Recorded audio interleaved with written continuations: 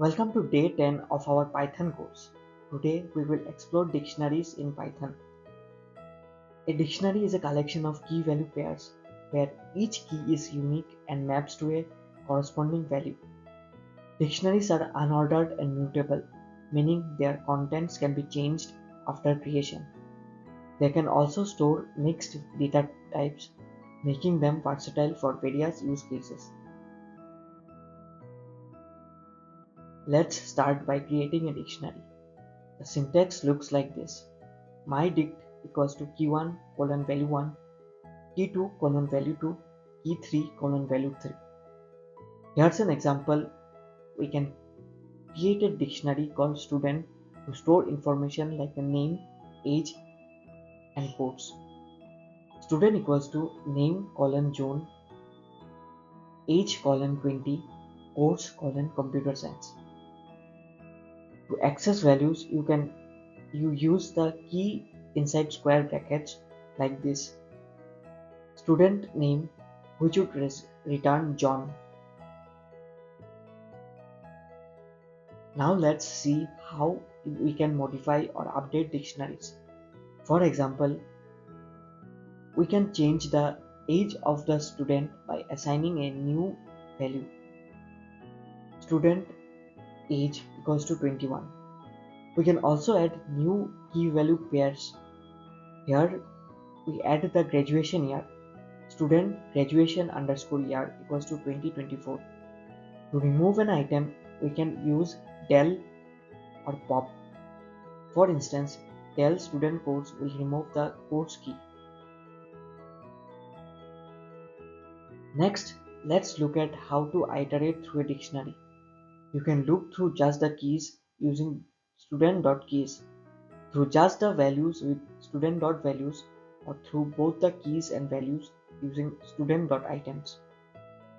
For key comma value in student.items, print f key colon value. This will print each key along with its corresponding value. Python dictionaries come with several useful methods. For instance, clear removes all items from the dictionary. The copy method returns a shallow copy of the dictionary. If you want to safely access a key without causing an error, use get. If the key does not exist, it will return none. To get all the keys, values, or key value pairs, you can use keys, values, and items respectively. Dictionaries can also be nested, meaning you can have a dictionary inside another dictionary. Here's an example. Employee equals to name colon Alice, details colon age colon 30, department colon HR. To access nested values, you simply change the keys like this. Employee, details, age, which will return 30. Now let's put what we have learned into practice with a mini project, a to-do list app.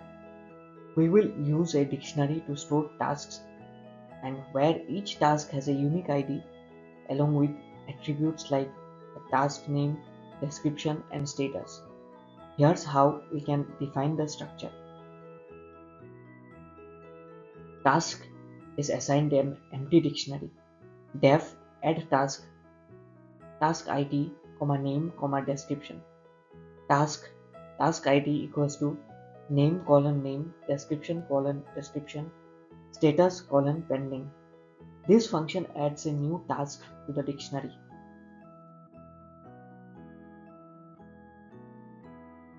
Let's continue with our to-do list app. We can add functionality to update a task status.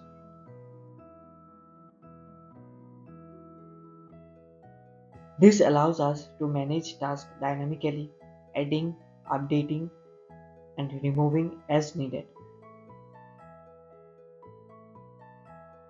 For your assignment today, create a dictionary of employees in your company. Include their name, position, and department.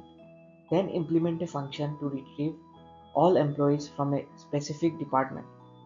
You can also experiment with dictionary methods like get and items to interact with the employee data. Here's a sample structure for the employees dictionary.